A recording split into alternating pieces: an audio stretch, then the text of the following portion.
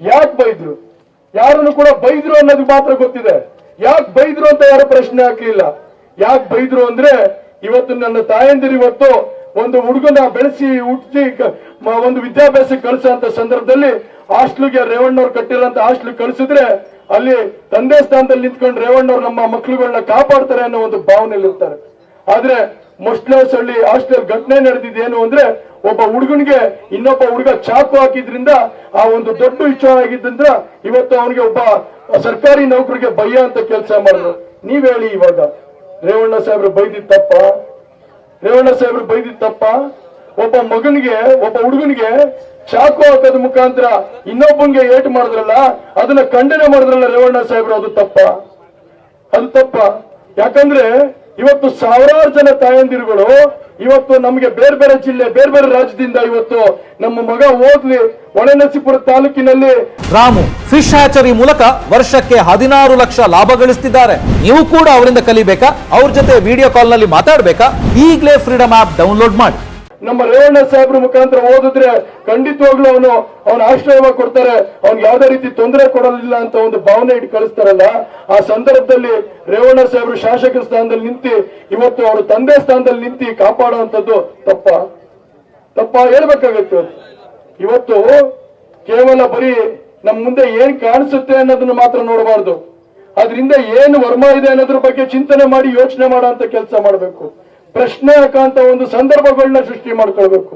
ಹಾಗಾಗಿ ನಿಮ್ಮನ್ನೆಲ್ಲರನ್ನು ಕೇಳ್ತಾ ಇದ್ದೀನಿ, ರೇವಣ್ಣ ಸಾಹೇಬ್ರು ಯಾವತ್ತಾರು ಏನಾದ್ರು ಅಂದ್ರೆ ಅದಕ್ಕೆ ಸಂಪೂರ್ಣವಾದಂತ ಬಲವಾದಂತ ಕಾರಣ ಇರುತ್ತೆ. ಕಾರಣ ಇಲ್ದೇನೆ ಯಾವತ್ತೂ ಕೂಡ ರೇವಣ್ಣ ಸಾಹೇಬ್ರು ಯಾರಿಗೂ ಕೂಡ ನೋಂದಣಿ ಮಾಡೋದಂತ ಕೆಲಸನ ಮಾಡೋದಿಲ್ಲ. ಇವತ್ತು ನಾವು ಅರ್ಥೈಸ್ಕೊಳ್ಬೇಕಾಗತ್ತೆ. ಇವತ್ತು ರೇವಣ್ಣ ಸಾಹೇಬ್ರು ಸುಮಾರು ಇವತ್ತು 5ನೇ ಬಾರಿ ಶಾಸಕರಾಗಿದ್ದಾರೆ. 5ನೇ ಬಾರಿ ಶಾಸಕರಾದ್ರೂ ಕೂಡ ಒಂದೇ ಒಂದು ದಿನ ರಜಾ ತಗೊಳ್ದೇನೆ, ಒಂದೇ ಒಂದು ದಿನ ಅವರ ಸ್ವಂತ ಹೆಂಡತಿ ಮಕ್ಕಳ ಜೊತೆ ಬೇರೆ ಕಡೆ ಹೋಗ್ದೇನೆ, ಎಲ್ಲೂ ಕೂಡ ಪ್ರಪಂಚ ಸುತ್ತೇನೆ, ಇವತ್ತೆಲ್ಲೂ ಕೂಡ ರಜಾ ತಗೊಳ್ದೇನೆ ಇವತ್ತು ಬೆಳಗ್ಗೆ ಹೋದ್ರೆ ಬೆಂಗಳೂರಿಗೆ, ಸಾಯಂಕಾಲ ಆದ್ರೆ ಮತ್ತೆ ವಾಪಸ್ಸು ಕ್ಷೇತ್ರಕ್ಕೆ ಬಂದು ನಮ್ಮ ಭಾಗದ ಜನರ ಕಷ್ಟನ ಸುಖನ ಕೇಳೋಂತ ಪರಿಸ್ಥಿತಿನ ನಿರ್ಮಾಣ ಮಾಡ್ಕೊಂಡಿದಾರಲ್ಲ, ಇವತ್ತು ಅಂತ ವ್ಯಕ್ತಿನ ನಾವು ಕಳ್ಕೊಳ್ಬೇಕು ಅನ್ನೋದ್ರ ಬಗ್ಗೆ ಚಿಂತನೆ ಮಾಡಬೇಕಾಗುತ್ತೆ. ಇದು ನನ್ನ ಚುನಾವಣೆ ಅಲ್ಲ, ಇದು ನನ್ನ ಚುನಾವಣೆ ಅಲ್ಲ. ನಾನು ಹೋಗಿದ ಕಡೆ ಎಲ್ಲ ಕೂಡ ದೇಶದ ಚುನಾವಣೆ ಅಂತ ಇದೀನಿ. ಆದ್ರೆ ಈ ಭಾಗದಲ್ಲಿ ನಾನು ಹೇಳ್ತೀನಿ, ಇದು ದೇಶದ ಚುನಾವಣೆನೂ ಸರಿ, ಅದ್ರ ಜೊತೆಗೆ ಇದು ಎಚ್.ಡಿ. ರೇವಣ್ಣ ಅವರ ಗೌರವದ ಚುನಾವಣೆನೂ ಸರಿ ಅಂತ ಹೇಳುವಂತ ಕೆಲಸ ಮಾಡಬೇಕಾಗುತ್ತೆ. ಹಾಗಾಗಿ ಇವತ್ತೇನಾದ್ರು ಎಚ್.ಡಿ. ರೇವಣ್ಣ ಅವರು ಅಲ್ಪ ಸ್ವಲ್ಪ ಕೆಲಸ ಮಾಡಿ ನಿಮ್ಮ ಮನೆ ಗೆದ್ದಿದ್ರೆ, ನಿಮ್ಮ ಮನಸ್ಸು ಗೆದ್ದಿದ್ರೆ, ನಿಮ್ಮ ಭಾಗದಲ್ಲಿ ಕೆಲಸಗಳಾಗಿದ್ದಿದ್ರೆ ದಯವಿಟ್ಟು ನಾನು ಕೈ ಮುಗಿದು ಕೇಳ್ಕೊತೀನಿ, ಈ ಮತ ಪ್ರಜ್ವಲ್ ರೇವಣ್ಣಗೆ ಕೊಡ್ತಾ ಇದ್ದೀರಾ ಅಂತ ಭಾವಿಸ್ಬೇಡಿ. ಇದು ಎಚ್.ಡಿ. ರೇವಣ್ಣರ ಚುನಾವಣೆ ಅಂತ ಭಾವಿಸಿ ಎಚ್.ಡಿ. ರೇವಣ್ಣರಿಗೆ ಕೊಡ್ತಾ ಇದ್ದೀರಿ ಅಂತ ಭಾವಿಸುವಂತ ಕೆಲಸ ಮಾಡಿ ಚುನಾವಣೆ ನಡೆಸ್ಕೊಡಿ ಅಂತ ಕೇಳ್ತೀನಿ. ಹೌದು, ಸ್ವಲ್ಪ ತಪ್ಪುಗಳಾಗಿರ್ಬೋದು. ಇಡೀ ರಾಜ್ಯದಲ್ಲಿ, ಇಡೀ ಜಿಲ್ಲೆ ನಾವು ನೋಡುವಂತ ಸಂದರ್ಭದಲ್ಲಿ ನಾನು ಕೂಡ ಒಬ್ಬ ಸಂಸದನಾಗಿ ನನಗೆ ಸಮಸ್ಯೆ ಕೇವಲ ಬರೀ ಮಂಚಿಗ್ನಳ್ಳಿ ಆಗಿ ಆಲ್ಫನ್ಸ್ ನಗರ ಆಗಿ ಬರೋದಿಲ್ಲ. ಕೇವಲ ಬರೀ ಸಮಸ್ಯೆಗಳು ಬರೀ ಮಂಚಿಗ್ನಳ್ಳಿ ಆಲ್ಫನ್ಸ್ ನಗರ ಬರೋದಿಲ್ಲ.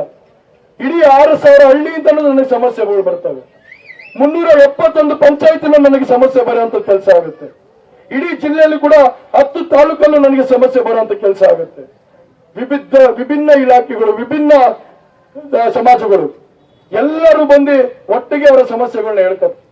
ಆದ್ರೆ ನೀವೆಲ್ಲರೂ ಸಮಸ್ಯೆ ಕೇಳೋದಕ್ಕೆ ನಾನು ರೇವಣ್ಣವ್ರು ಇದ್ದೀವಿ, ಆದ್ರೆ ರೇವಣ್ಣವರ ಸಮಸ್ಯೆ ಕೇಳಕ್ಕೆ ಯಾರಿದ್ದಾರೆ ಸ್ವಾಮಿ? ಇವತ್ತು ನಿಜ ನೀವಿದ್ದೀರಾ, ಇಲ್ಲ ಅಂತ ಹೇಳಕ್ ಹೋಗಲ್ಲ. ನೀವು ಧೈರ್ಯವಾಗಿರೋದಕ್ಕೇನೆ, ನೀವು ಬೆನ್ನಿಂಬಳಾಗಿರೋದಕ್ಕೇನೆ ಇವತ್ತು ರೇವಣ್ಣವ್ರು ಗಟ್ಟಿಯಾಗಿರೋಂಥ ಕೆಲಸನ ಆಗಿರೋಂಥದ್ದು, ಅದನ್ನ ಉಳಿಸ್ಕೊಳ್ಳೋಂಥ ಕೆಲಸ ನಮ್ಮ ಕಾರ್ಯಕರ್ತರು ಗೊತ್ತಿದೆ. ಆದ್ರೆ ಯಾಕೆ ಮಾತು ಹೇಳಿದೆ ಅಂದ್ರೆ, ಬರೀ ಕೇವಲ ಒಬ್ಬ ಸಾಮಾನ್ಯ ಒಬ್ಬ ಪ್ರಜೆ ಇದ್ರೆ ದಿನಕ್ಕೆ ಬರೀ 10 ಫೋನ್ ಮಾಡಿ ತಲೆ ಸಿಡಿತಾ ಬರುತ್ತೆ, 100 ಫೋನ್ ಮಾಡಿ ತಲೆನೋವು ಬರುತ್ತೆ, ಬರೀ 150 ಫೋನ್ ಮಾಡಿ ಫೋನ್ ಆಫ್ ಮಾಡಪ್ಪ ಮಲ್ಗೋಣ ಅನ್ಸುತ್ತೆ. ಆದ್ರೆ ರೇವಣ್ಣವರು ಯಾವತ್ತಾರ ಒಂದೇ ಒಂದು ದಿನ ನಿಮ್ಮ ಫೋನ್ ಆಫ್ ಮಾಡಿ ನಿಮ್ಮ ಪರ ನಿಂತ್ಕೊಳ್ದೇನೆ ಇರೋಂತ ಪರಿಸ್ಥಿತಿ ಸಂದರ್ಭನ ಒಂದೇ ಒಂದು ನಿಮಿಷ ಜ್ಞಾಪಿಸ್ಕೊಳ್ಳೋಂತ ಕೆಲಸನ ಮಾಡಿ. ಇವತ್ತು ಚುನಾವಣೆ ಬರುತ್ತೆ ಹೋಗುತ್ತೆ, ಕೆಲವ್ರನ್ನ ನೋಡಿದೀವಿ ನಾವು. ಚುನಾವಣೆ ಬಂದಂತ ಸಂದರ್ಭದಲ್ಲಿ ಬಾಕ್ಲುಗಳು ತೆರೆದಿ ನಿಮ್ಮ ಮುಂದೆ ಬಂದು ಸೆರಗೊಡ್ಡಿ ಕಣ್ಣೀರಿಡಂತ ಕೆಲಸನ ಮಾಡ್ತಾರೆ. ನಾನು ಕೇಳ್ತೀನಿ, ಇವತ್ತು ಬಂಧುಗಳ ಇಲ್ಲಿ ಬಂದಿದ್ದೀರಾ ಇಲ್ಲೆಲ್ಲರೂ ಕೂಡ, ಇದೇ ಸಿಗರನಹಳ್ಳಿಲಿ ದೇವಸ್ಥಾನ ಗಲಾಟೆ ಆಯ್ತು.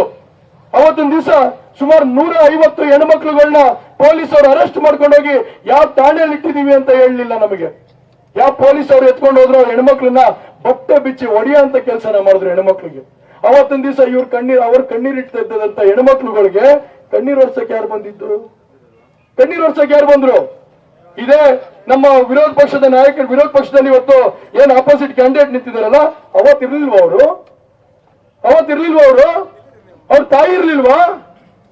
ನಮ್ಮ ಚೆನ್ನಾಗಿ ಕಣ್ಣೀರಿಡುವಂತ ಪರಿಸ್ಥಿತಿ ಸಂದರ್ಭದಲ್ಲಿ ಇವ್ರು ಕಣ್ಣೀರ್ ಒರ್ಸೋದಕ್ಕೆ ಬರೋದಿಲ್ಲ. ಆದ್ರೆ ಅವ್ರ ಕಣ್ಣೀರಿಟ್ಟಾಗ ಮಾತ್ರ ನಾವ್ಯಾಕ್ರಿ ಓಟ್ ಕೊಡ್ಬೇಕು? ಅವ್ರಿಗೆ ಯಾಕೆ ಕೊಡ್ಬೇಕು? 365 ದಿನ ಒಂದೇ ಒಂದು ದಿನ ರಜಾ ತಗೊಳ್ದೇನೆ ಅವತ್ತೊಂದು ದಿವಸ ಹೆಣ್ಮಕ್ಳು ಕಣ್ಣೀರಿಡುವಂತ ಪರಿಸ್ಥಿತಿ ಇದ್ದಂತ ಸಂದರ್ಭದಲ್ಲಿ ಸಿಗ್ರಿನಳ್ಳಿ ಅವ್ರಿಗೆ ಧೈರ್ಯ ತುಂಬಾ ಅಂತ ಕೆಲಸನ ಮಾಡಿ, ಅವತ್ತು ನೀವು ಕಣ್ಣೀರ್ ಇಡಬೇಡಿ, ನಮ್ಗೆ ನಿಜವಾಗ್ಲೂ ನೋವಾಗಂತ ಕೆಲಸ ಆಗುತ್ತೆ, ನಿಮ್ಮೆಲ್ಲರ ಆಶೀರ್ವಾದ ಬೇಕು ಅಂತ ಹೇಳಿ ಇವತ್ತು 150 ಜನಕ್ಕೂ ಲಾಯರ್ ಇಡಂತ ಕೆಲಸನ ಮಾಡಿ ಆ ವೆಚ್ಚನ ನಾವೇ ವಹಿಸ್ಕೊಂಡಿದೀವಲ್ಲ.